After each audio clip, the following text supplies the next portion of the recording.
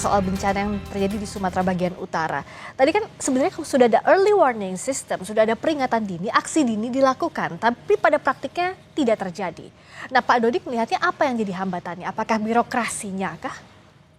Ya, jadi kadang-kadang memang logika birokrasi ini kadang-kadang berbeda dengan logika kedaruratan ya. Jadi kalau darurat itu mestinya kan terlepas dari itu semua. Nah, termasuk juga sebetulnya dalam penyiapan tata kelola kebijakannya, kan begitu. Jadi saya katakan selalu kadang-kadang dalam pengambilan kebijakan itu orang selalu terpaku pada data dan informasi resmi. Karena memang itulah yang kemudian dipakai. Padahal yang data dan informasi resmi itu belum tentu data dan informasi benar. Gitu. Jadi kalau data dan informasi benar, misalnya peta aja, peta kebencanaan, peta yang benar itu peta dari Citra Lensa terbaru gitu ya. Tapi peta resmi itu bisa jadi kalau saya di kehutanan gitu ya, peta kawasan hutan atau peta hutan itu bisa jadi peta yang ditandatangani basah oleh 5 instansi berdasarkan tata guna hutan kesepakatan, yang itu bisa jadi peta dasarnya sejak zaman Belanda, Pak. Jadi bisa melenceng jauh. Kondisinya sudah berubah, tapi yang dipakainya tidak tapi yang aktual itu. gitu ya. Tapi kalau terjadi kasus, itu yang digunakan apa di pengadilan? Peta resmi apa peta benar? Pasti ya. Pasti peta resmi. Padahal peta resmi itu bukan peta benar. Peta benar itu outputnya adalah kebenaran. Kalau peta resmi itu bukan benar tapi betul, Mbak. Ya. Jadi outputnya kebetulan. Kebetulan, iya. Kalau betul kebetulan. Hal-hal yang birokratis lah ya. Kebetulan dianggap benar. Betul. Iya, jadi belum tentu benar. Ya. Nah, ini yang kadang-kadang membuat menjadi miss semua, menjadi ada distorsi dalam pengambilan kebijakan. Ini juga sangat penting untuk kita garis bawahi. Tidak akan ketemu kalau mindsetnya kebencanaan dengan hal-hal yang birokratis, Pak Victor. Dalam kondisi seperti ini sebenarnya apa sih yang sudah dilakukan misalnya untuk mengingatkan daerah? Apa yang selama ini sudah disepakati antara pemerintah pusat dengan pemerintah daerah soal ini? Ya, dalam 5 tahun terakhir ini kita sebenarnya sudah memang masih pilot, tetapi ini sebetulnya bisa dipelajari, namanya AMPD ya. Aksi merespon peringatan dini. Apa saja yang dilakukan. Dan itu memang knowledge ini ketika kita tahu kita hidup di daerah rawan bencana dengan risiko bencana, kita mindsetnya adalah pengurangan risiko bencana. Ya. Jadi memang pengurangan risiko bencana ini yang menjadi aspek pembangunan dari tata kelola menghadapi kebencanaan. Kalau kita hanya berpikir bahwa bencana itu direspon saja, kita akan kehilangan. Tapi kebencanaan itu justru itu makanya Undang-Undang Nomor 24 itu dibuat dengan sebuah filosofi yang berbeda. Filosofinya adalah pengurangan risiko bencana. Ya. Makanya ada BNPB, Badan Nasional Penanggulangan Bencana. Dulunya masih Bakornas. Bakornas sifatnya ad hoc dan sifatnya juga hanya respon. Nah, hal seperti inilah yang harusnya kita bersama-sama belajar, turun ke bawah, ada BPBD Provinsi, ada BPBD Kabupaten Kota, di mana tugas dan fungsi BPBD Kabupaten Kota yang dalam undang-undang itu sebetulnya kepalanya itu adalah eselon 1, dalam hal ini Sekda. Sekarang namanya kepala BPBD itu adalah Kalak, kepala pelaksana. Artinya Sekda mampu melakukan orkestrasi, koordinasi dan kemudian segala yang diperlukan oleh daerah untuk melihat kebencanaan. Kebencanaan bukan hanya BPBD. Kebencanaan itu adalah dinas-dinas terkait. Artinya tidak bisa hanya BPBD yang melakukan kebencanaan. Betul, undang-undang mengatakan dalam tanggap darurat itu komando oleh BPBD. Dalam keadaan damai, dalam tanda kutip, itu koordinasi.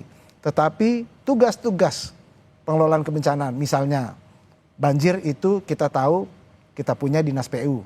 Ya. Katakan dengan lembaga vertikalnya dengan Balai Besar Wilayah Sungai. Lalu kemudian dengan isu-isu tadi Pak Dodi mungkin kehutanan, ada dinas kehutanan yang akan bertanggung jawab. Lalu sudah tentu kita juga berbicara tentang berbagai macam tanggung jawab OPD dalam hal ini untuk bisa melihat kebencanaan itu bukan hanya dengan satu peluru saja, yaitu hanya BPBD. BPBD melakukan koordinasi, BPBD melakukan komando, dan nanti ketika eskalasi ke atas BNPB, tetapi di tingkat pusat BNPB pun, mungkin saya perlu jelaskan, kami mewakili unsur pengarah profesional, tetapi ada unsur pengarah yang mewakili kementerian lembaga, karena di sini letaknya koordinasi ketika kita melihat bencana bukan hanya tanggung jawab BNPB, tetapi Badan Nasional Penanggulangan Bencana mengkoordinasi dengan semua kementerian lembaga, BMKG memberikan early warning system, kemudian juga Kementerian Kesehatan untuk pusat krisis, Kementerian Pendidikan untuk Satuan Pendidikan Aman Bencana, lalu kemudian PU untuk bicara tentang rehab rekon dan semuanya. Ya. Itu semua kita harus kerja bareng. Jadi negeri bencana ini didesain untuk bekerja bareng. Iya. Kita harus bekerja bersama dan juga database, based on data. Jadi ada data, ditindaklanjuti dengan baik apa yang harus dilakukan. Nah sejauh ini kan kalau misalnya kita punya data soal kehutanan atau lingkungan yang baik, harusnya bencana, potensi bencana seperti ini bisa diantisipasi lebih awal, bisa dibaca lebih awal dong Pak Dodi. Ya, memang seharusnya seperti itu ya. Harusnya kita punya data yang sama, tapi kita semua sama-sama tahu ya. Bicara data itu kan masing-masing instansi punya data sendiri ya. Kadang-kadang juga tidak mudah juga untuk mengatasi karena egoisme sektoral itu sangat kuat, suka tidak suka, egoisme kedaerahan juga sangat kuat. Nah ini juga mungkin karena target-target nasional itu ada indikator kerja utama itu dibebankan kepada sektor atau pada daerah. Mestinya kan semuanya untuk mendukung pembangunan nasional, mendukung kemaslahatan ya untuk masyarakat luas, itu kan yang harusnya kita gunakan. Nah oleh karena itu kalau saya mengusulkan, terlepas dari ini kan kondisi darurat, oke kita tangani secara kedaruratan, tetapi pada saat kondisi normal kan kita tidak boleh mengulang lagi, sehingga semuanya harus kita tata ulang, ya kita evaluasi ulang, mulai dari kenapa terjadi kegagalan kebijakan, ya kenapa kebijakan bisa tidak berjalan sebagaimana semestinya. Nah ini bisa kita lihat dari yang pertama itu dari substansi kebijakannya sendiri. Jadi kegagalan kebijakan bisa disebabkan 3 hal. Yang pertama bad policy, kebijakannya itu sendiri salah atau jelek. Yang kedua bad execution, mungkin kebijakannya substansinya baik, tetapi pelaksanaannya yang jelek. Yang ketiga bad luck ya, nasib kebijakannya jelek. Nah kita nggak bicara masalah nasib lah. Tapi yang pertama dan yang kedua tadi yang sangat penting. Karena substansi kebijakan ini harus diperbaiki dulu. Kalau ada yang keliru harus sama-sama kita betulkan, kita benarkan gitu.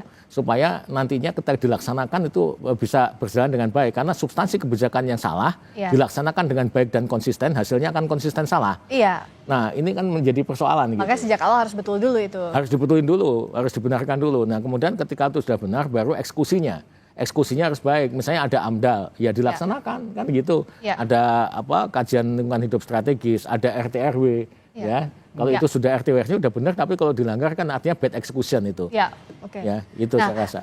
Soal penanganan ini saya juga sudah terhubung saat ini dengan Sugiyat Santoso, Wakil Ketua Komisi 13 DPR RI. Selamat malam, Pak Sugiyat. Pak Sugiyat, selamat malam dengan Friska di sini di Kompas TV. Baik, selamat malam, Mbak. Terima kasih sudah bergabung, Pak Sugiyat juga. Ini kan dapil Anda ya, Sumatera Utara 3.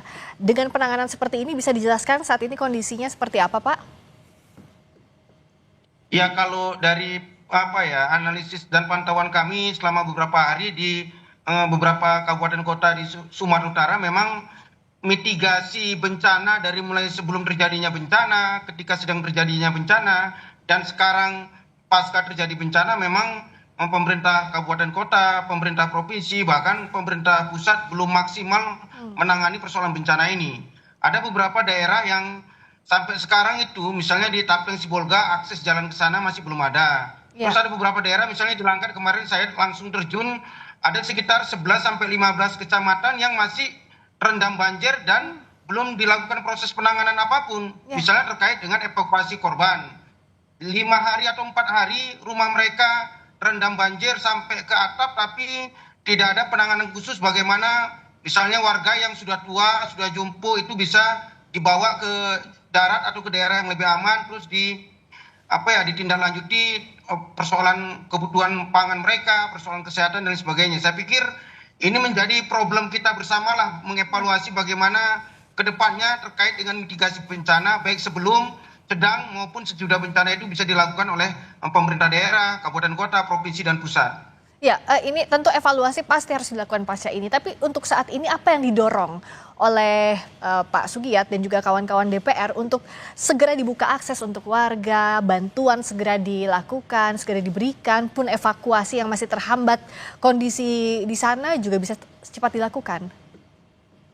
Ya, yang pertama pastinya bahwa sekarang kebutuhan warga terkait dengan kebutuhan pokok, kebutuhan pangan dan pakaian. Kalau pangan saya berharap pemerintah pusat, pemerintah provinsi, dan pemerintah kabupaten kota itu bisa memastikan seluruh warga yang sampai sekarang ini masih di daerahnya masing-masing belum terakses jalan, bagaimanapun caranya supaya kebutuhan pangan ini bisa nyampe ke mereka. Misalnya di Tapeng Sibolga, saya mendapat informasi tadi dari beberapa kawan-kawan di sana sangat membutuhkan kebutuhan pangan. Kemarin kan sudah bisa kita lihat bersama-sama bahkan sampai terjadi penjarahan. Begitu juga dengan di daerah lain, misalnya di Langkat. Nah, sampai sekarang juga di Langkat itu khusus juga itu Mbak, karena sampai sekarang masih beberapa daerah masih terendam banjir dan warga tidak bisa melakukan apapun, misalnya memasak tidak bisa. Saya pikir perlu atensi khusus dari segenap kita untuk memastikan kebutuhan pangannya terjamin. Begitu juga dengan kebutuhan pakaian. Kemarin kita turun langsung, sudah beberapa hari warga yang selamat mengungsi di beberapa tempat, pakaiannya itu sudah berlumur lumpur tapi tidak diganti-ganti, apalagi di daerah-daerah yang belum sempat melakukan pengungsian. Ya. Dengan kondisi seperti ini tentu kebutuhan para korban yang harus diutamakan. Tadi ada kebutuhan pangan, lalu juga akses jalan ke sana masih sulit untuk distribusi bantuan, pakaian bahkan yang melekat di badan saja yang saat ini tersisa. Itu dengan kondisi seperti ini apa yang bisa dilakukan? Sementara akses kan terputus, Pak Victor. Memang kalau berdasarkan textbook harusnya sudah ada tim reaksi cepat dari pemerintah daerah yang memberikan pelaporan, artinya mereka punya data, tadi kita bicara data. Dan tim reaksi cepat inilah yang kemudian memberikan data kebutuhan. Nah memang yang harus kita bersama-sama, tadi Pak Sugiat mengatakan kita harus bersama, tidak bisa sendiri. Artinya dalam kondisi yang seperti ini BNPB melakukan pendampingan. Dan oleh karena itu pendampingan ini menolong setiap kabupaten kota untuk bisa bekerja lebih efektif. Pertama, mereka dalam kondisi yang panik. Kemungkinan keluarganya juga terdampak, kita harus mengakui itu. Yang kedua, sumber daya yang sangat terbatas. Dan oleh karena itu dari pusat, Badan Nasional Penanggulangan Bencana berusaha untuk melakukan pendampingan. Tetapi juga sekarang yang sedang dikerahkan adalah relawan. Relawan itu sudah ribuan jumlahnya dan tinggal bagaimana disebar untuk kemudian bisa menolong dalam pengumpulan data, artinya menolong untuk kaji cepat, lalu kemudian menolong juga untuk pemenuhan kebutuhan awal, kebutuhan baku, dan ketiga bisa juga mendampingi, saya katakan mendampingi karena yang tugas utama itu SAR untuk pencarian dan evakuasi. LSM atau apapun yang punya tim yang untuk melakukan pencarian itu hanya pendampingan karena yang sebagai tugas pokok dan fungsinya adalah Basarnas, dan Basarnas akan melakukan evakuasi dan juga upaya-upaya yang masih mencari korban yang hilang. Pak Sugiat, kalau dengan kondisi seperti ini kan tadi ada laporan juga, tadi dari BNPB sudah menjelaskan bagaimana yang seharusnya dilakukan, koordinasi dengan tim reaksi cepat pemerintah daerah. Kalau dari DPR apalagi di Dapil Bapak, saat ini kondisinya siapa yang bisa dikontak secara langsung yang bisa membantu setidaknya proses komunikasi ini berjalan lancar? Karena kan sekarang kondisinya juga sulit sekali dihubungi. Berikutnya agar pembukaan jalan akses bantuan antara pemerintah daerah dan pusat juga berlangsung dengan baik, Pak. Tapi dijawabnya usai jeda, sesaat lagi di Sapa Indonesia Malam.